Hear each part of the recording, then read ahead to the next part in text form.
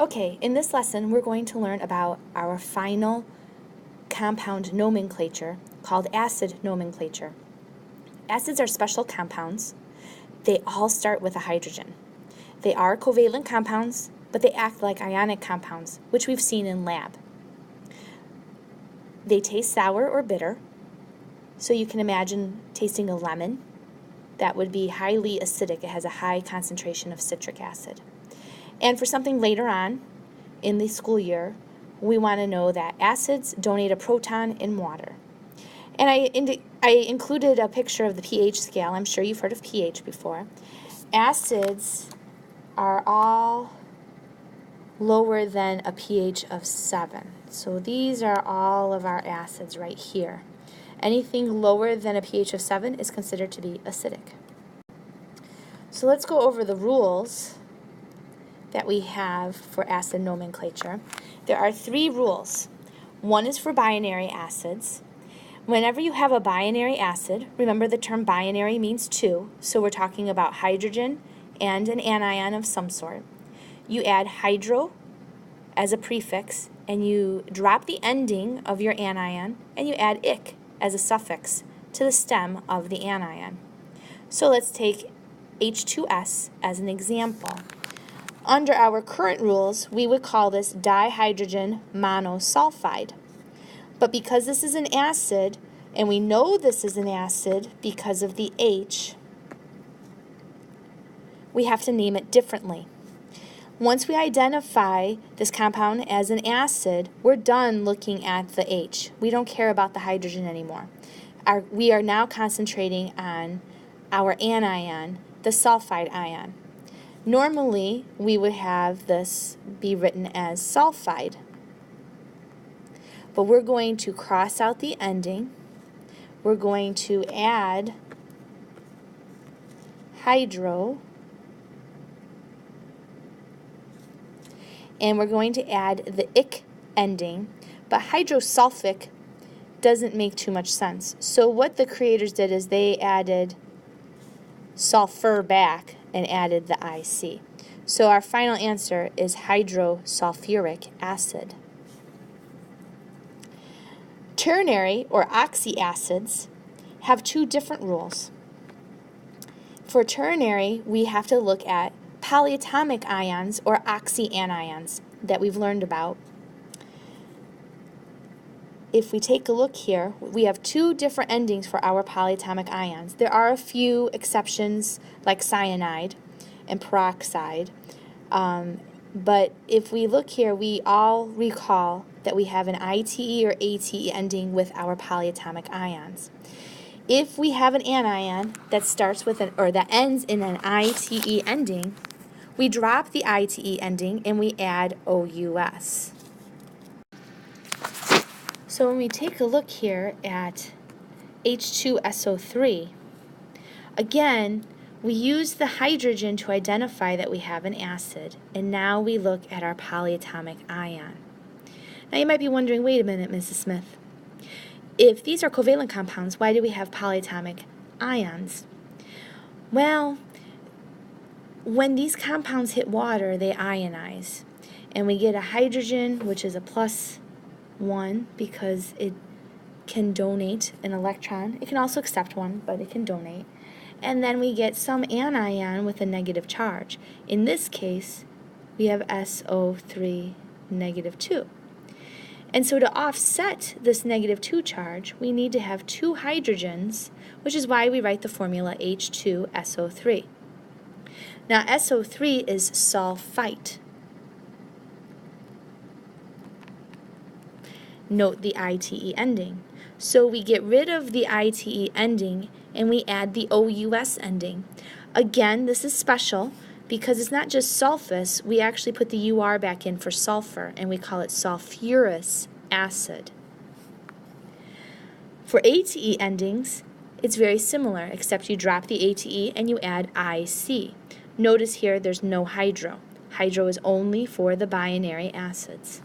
If we look at H2SO4, again, we identify the compound as being an acid because of the hydrogen, and then we look at what's left of our anion. SO4 is sulfate. ATE tells us we're going to drop it, and we're going to add the IC. But again, as with the other two, we are going to call this sulfuric acid, adding the UR as a special, and not sulfic acid. Let's take a look at some more examples. HCl.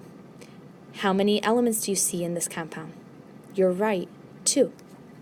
So we identify this compound as an acid because we see the hydrogen, and now we're done with it. And we look at the Cl. The Cl would be named chloride, so we drop the IDE ending and we write the stem chlor. Because it's a binary compound, we're going to write hydro for a prefix and add IC for a suffix, and then of course the word acid. Every acid name gets the word acid in it. So HCl is hydrochloric acid. Now if we take a look at H3PO4, again we identify this as an acid because of the hydrogen, and we're left looking for the rest of our anion, and this time we have PO4. Well, that would have been phosphate. So we're going to drop the ATE and add IC. Now, unfortunately, again, this is another one of those specials. It's not going to become phosphoric acid, it becomes phosphoric acid. But we do still have the IC ending. For our third example, we have HNO2. Again, we identify the compound as being an acid because it begins with hydrogen. We look at NO2 and we find out that it is nitrite. That's an ITE ending. So we're going to write nitrous acid. We drop the ITE ending off of nitrite and add the OUS. Last example, one more time, let's look at HBr. Again, we have a binary compound because we only have 2 different elements, hydrogen and bromine, and we would have had bromide. So let's take a look here.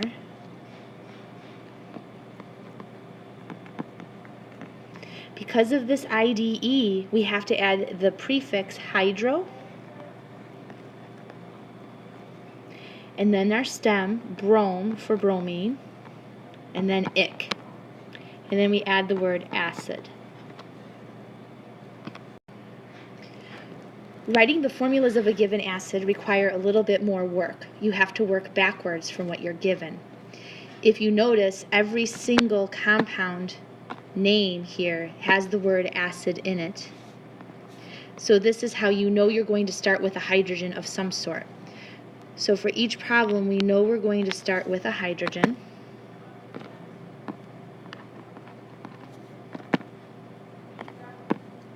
We just don't know how many hydrogens yet.